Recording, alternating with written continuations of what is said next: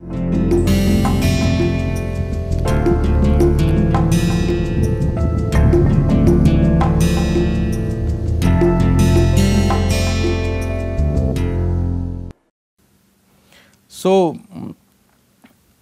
we were talking about cognition and how various theories deal with it. So, cognitive psychology came in, which was the antithesis of behavior, as I told you last time. Taking it from there, just to digress a little bit, let us look at the language acquisition thing, what Noam Chomsky, one of the famous leftist philosophers in US, talks about it. If you look at the behaviorists, they would say that there is a stimulus and response.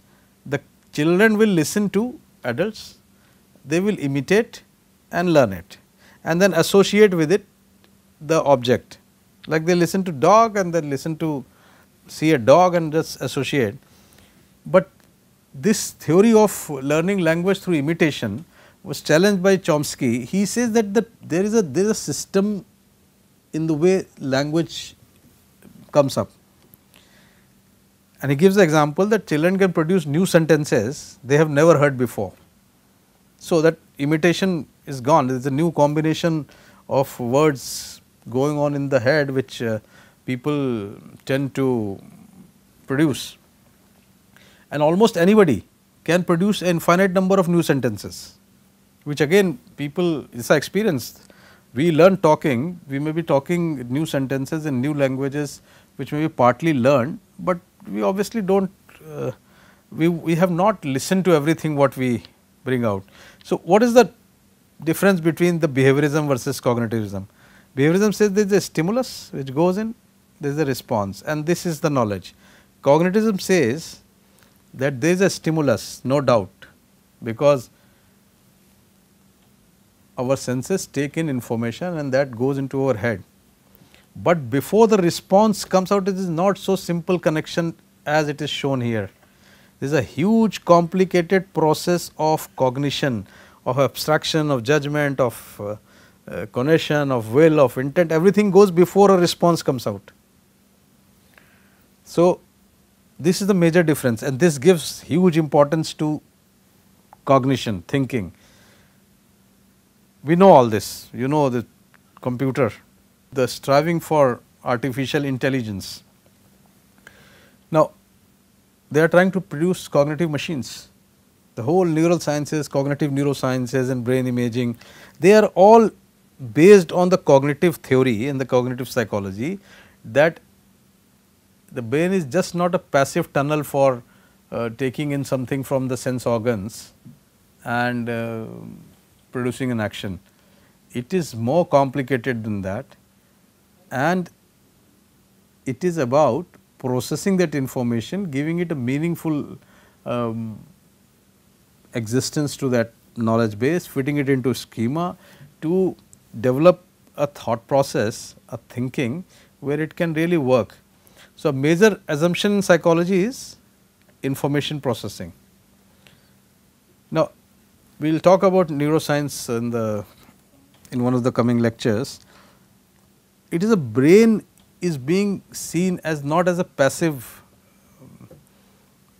conduit to behavior,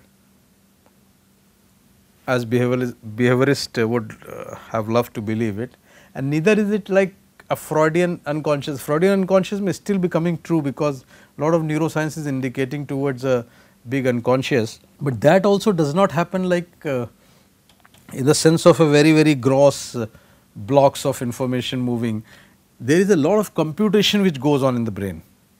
So, cognition is a result of that computation. Now, this is just a image from the science of early brain development can inform investments in early childhood. So, Freud talked of early childhood. So, this is partly maybe true. These basic concepts established over decades of neuroscience help illustrate why child development, particularly from birth to 5 years, is foundation of prosperous and sustainable society.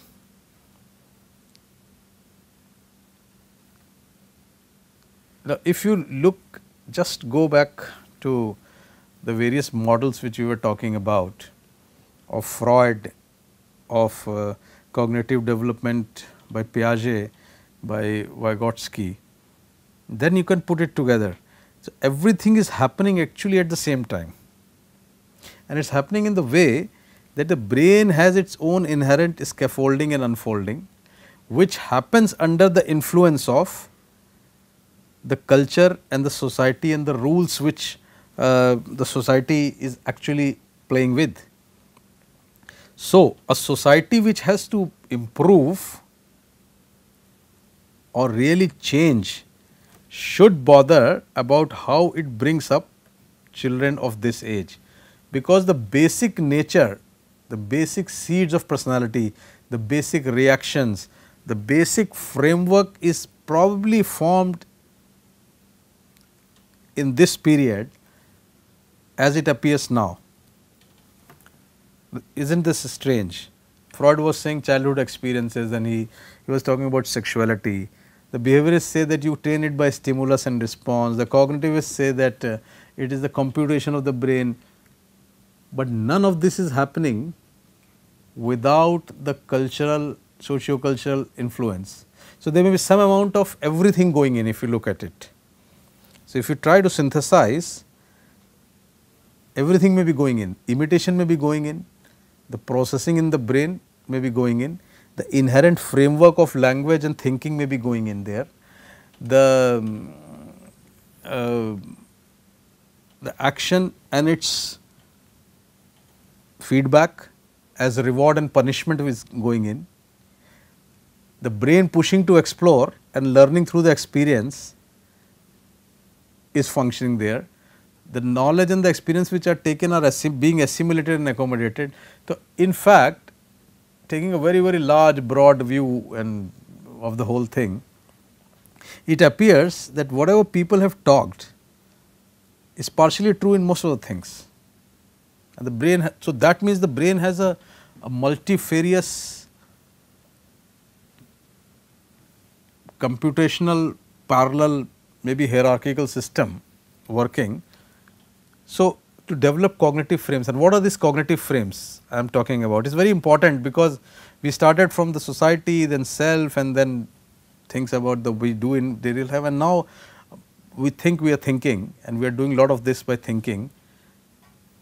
After this, we will talk about the other important part, which is emotion. Cognitive, probably what is happening, that all these things which go on, and for a person whose brain is developing normally, is to live in a society, everything has gone in to make hierarchical layers of thought process, or we call it cognitive frameworks, and people move on with this, the seeds of which, the basis of which, the blueprint of which may have been actually put in the childhood, that 0 to 5 years we are talking. So, what are these cognitive frameworks? Sensory motor. Sensory motor is the earliest for survival, that is food and basic human processes, basic, which are universal processes. Everybody smiles, everybody eats. So, these are basic universal processes. Emotion, we will talk about emotion in the next lecture. Memory. So, over this, so you have a memory for these basic processes also, on how to eat, how to cry, how to, all that is like a child, all of us are similar more or less. Your memories operate at multiple levels. There is a motor level, that is body functions, movement and skills.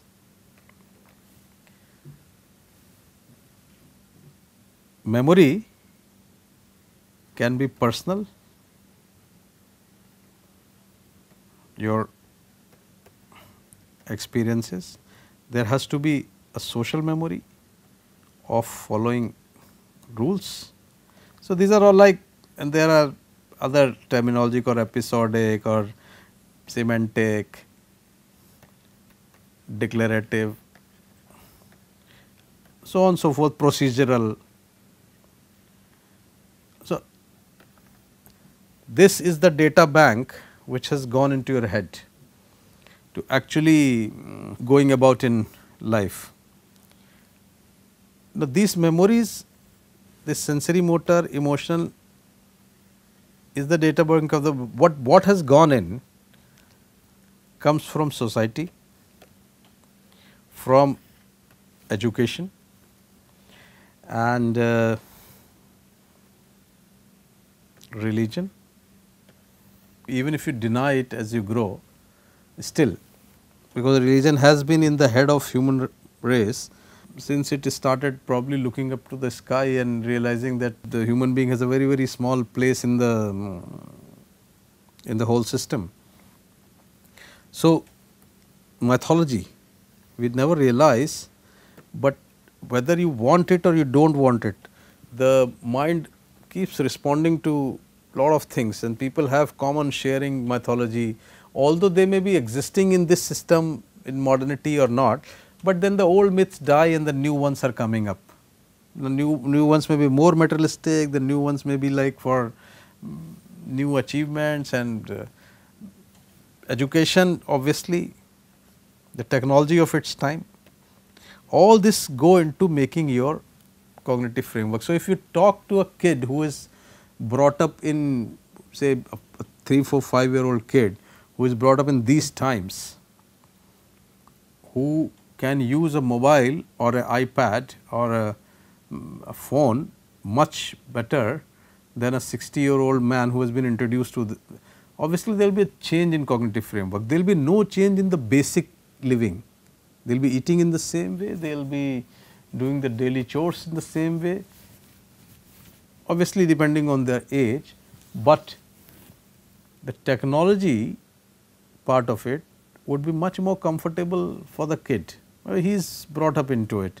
For somebody who is a 60, 70-year-old person may find it anxiety. So, these are again the layers of your cognitive framework.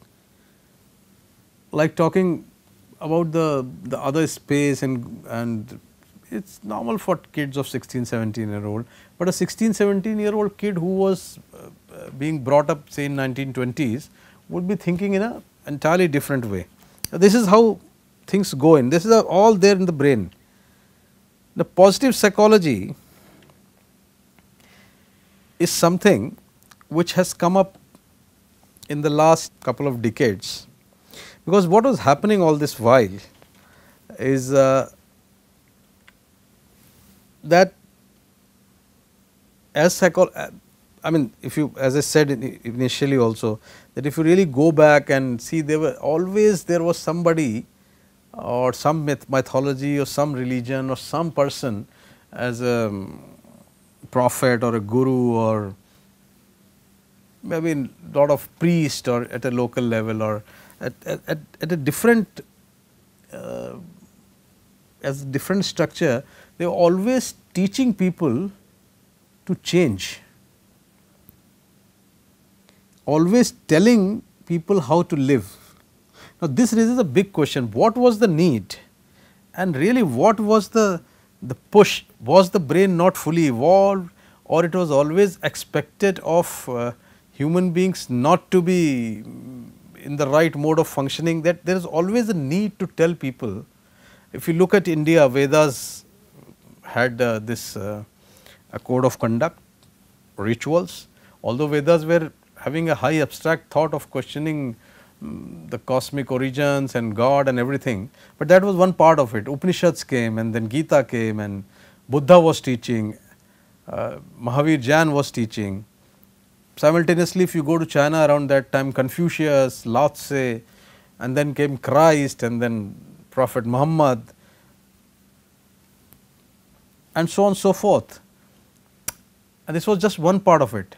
Simultaneously, mythology, the epics, the poetry, the literature of its own time, since man started writing, especially look at Renaissance in Europe, and I mean the whole plethora of knowledge which man has accumulated, and the need to express, it in art, either it was painting of those 40,000-year-old paintings of caves in France or back home in Bhimpatika or somewhere else.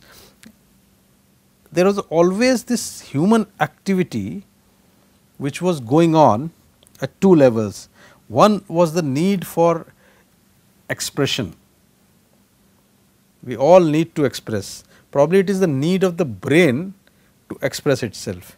From the first thing, right from I think somebody who discovered fire to the discovery of wheel to, as I said, cave paintings, or then later on making pyramids or making complicated architecture, till this date when people make animation and Pokemon Go and 7D or 10D films and all that, is a need for expression which has always been there.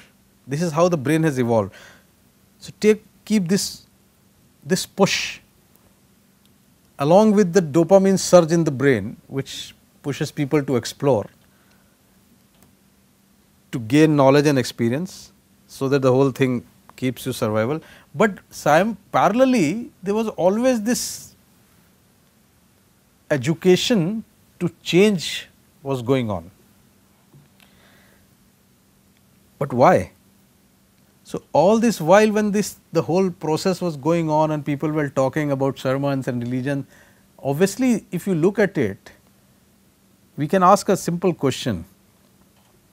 There is often a debate and people get nostalgic that those times were good and the old times were good. Now, if the old times were really so good, whom was Buddha teaching? Whom was Mahavir teaching non-violence? What was the need for all this? Why were Vedas telling people to do this or not do this? Why was Christ telling people to love? Obviously, they were not telling to people who were sitting peacefully and quiet. They would be telling to people who were not so quiet. This we can believe, because if our brain can push us to explore and do impulsive, sometimes destructive, sometimes naughty things, obviously the whole process can be functioning for others also. So, were these people, was this need of teaching and improving and is also need of the brain. One, to explore, to gain experience, to survive; second, to express; and third, this need to keep modifying, to keep changing. Because if we look at our lives also, and honestly, if I can tell about myself, we all tend to teach. We all given a chance to somebody we want to teach, and we want to keep telling, do this, don't do this way, or why did you, why do we do it? Why can't we just accept in our minds that okay, this person has behaved in a certain way and I have behaved in a certain way, and it is fine, it is fine, we are two people, but we never stop at that. If you look, parents are always telling their kids to do certain things or not do certain things.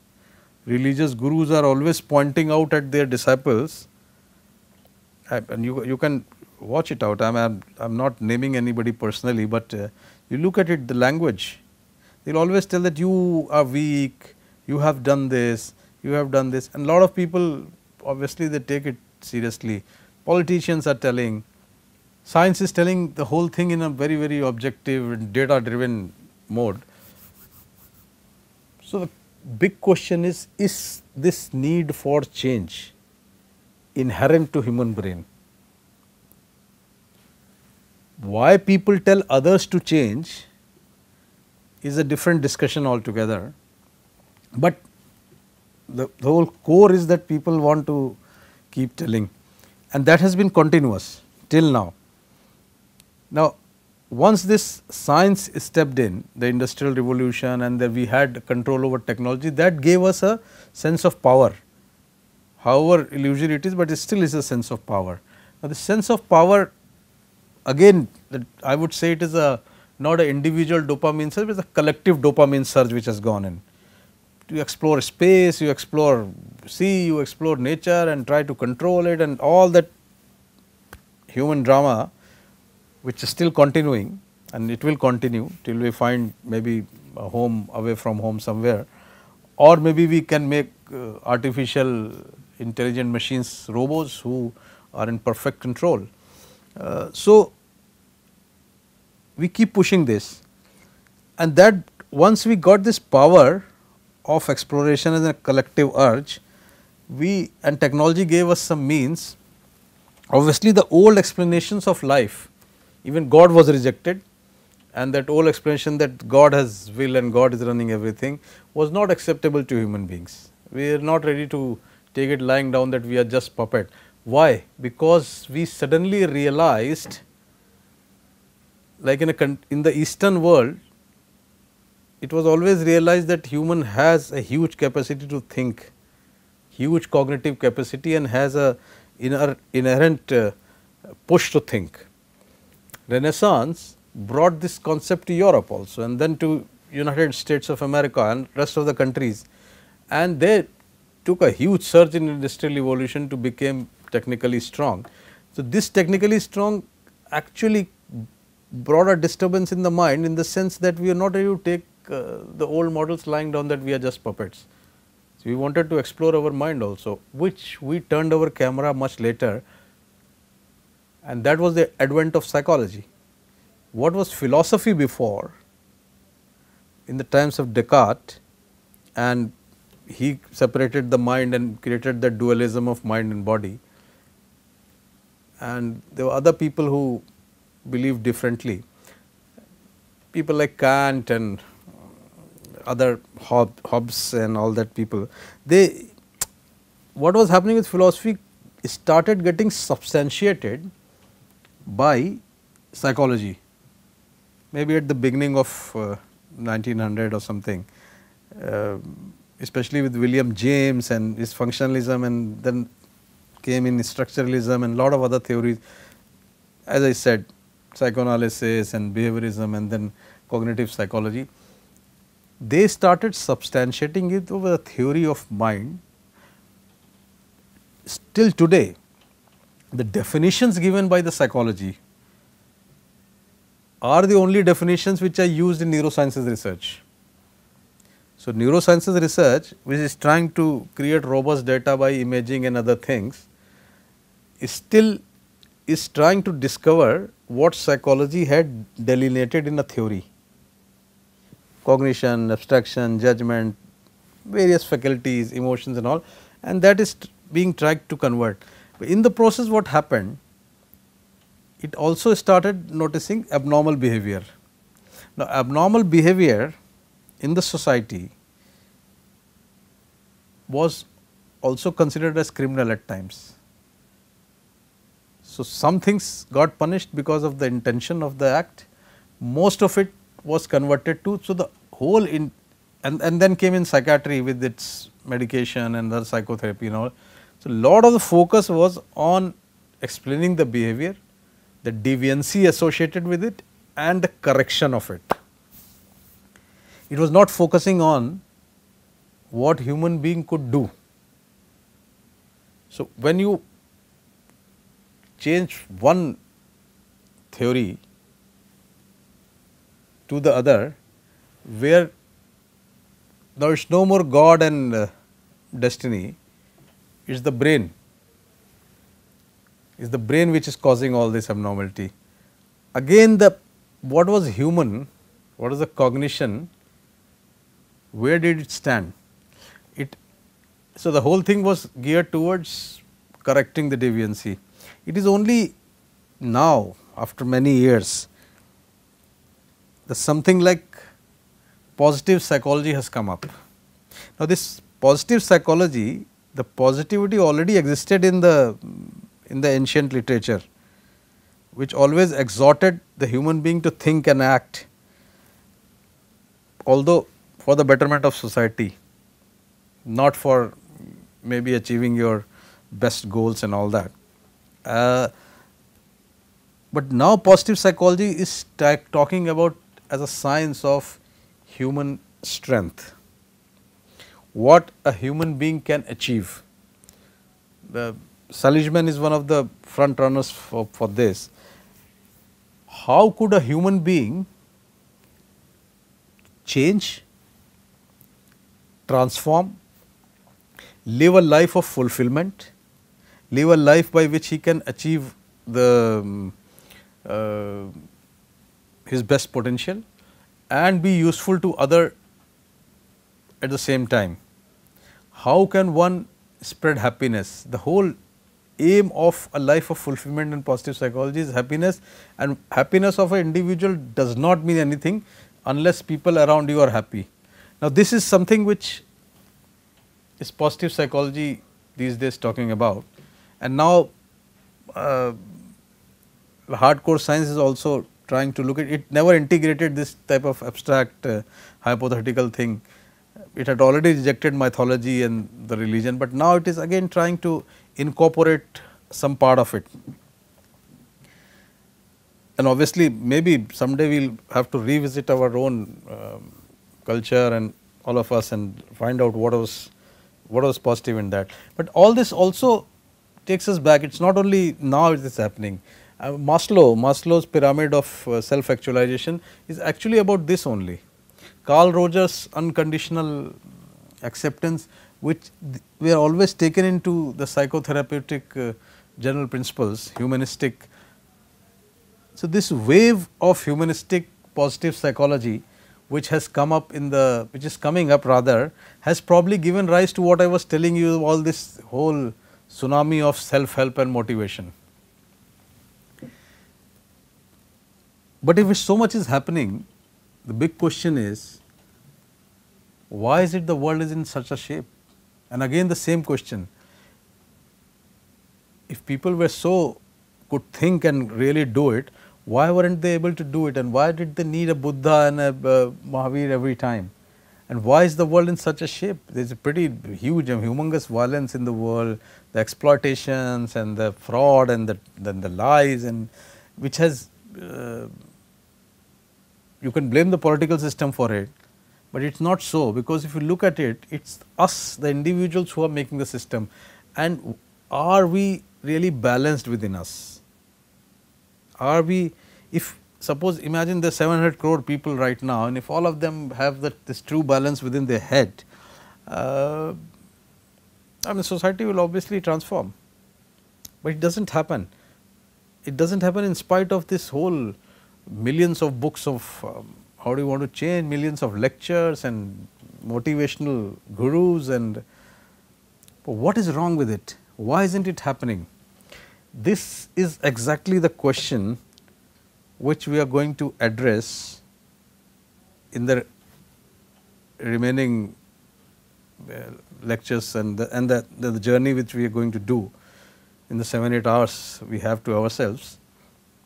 And I would like you to keep going back and referring to this thought process and trying to apply it to your life and make down your questions, because and we'll try to have an interactive session, and maybe once a week or once in fortnight, so that you can put these questions and then we can go on discussing. But the most important thing, the note on which I want to end, there is a reason why we are not able to do this, and I'll try to bring that reason to you in the next lecture. And once we are done with that, we will try to put the whole picture together, and then maybe I'll try and tell you how really all that applies from the social psychological level to a biological level. So, see you in the next lecture, trying to discover this key. Thank you.